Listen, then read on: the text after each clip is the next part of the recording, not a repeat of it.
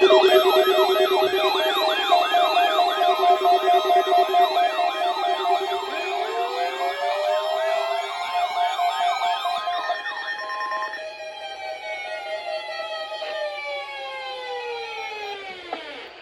is NOAA Weather Radio, the 24-hour voice of your National Weather Service. The preceding signal was a test of the public warning and alarm for transmitters in the Florida listening area, originating from Muskin, Florida.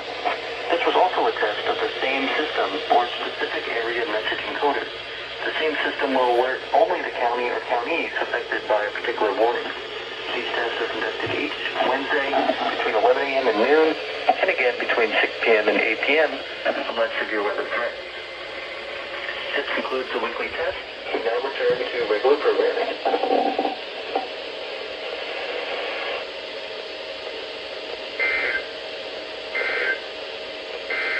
Public information statement.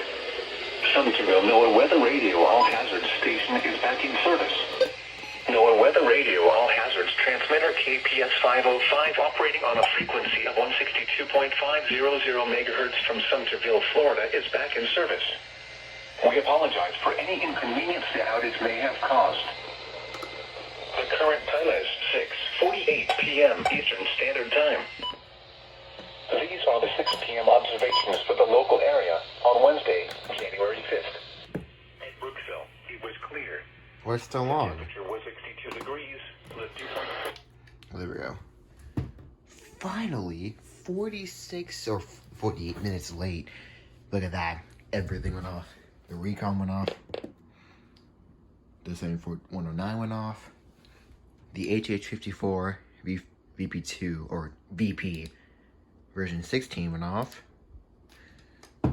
Both the version 4 and version 5 went off. The SEMA went off. The 991 went off. The V5100 went off. The 120. The W400. The Sanjin CL100. The Eton. The AlertWorks and the 382 went off. Cool. Took them long enough. Dang. But successful test.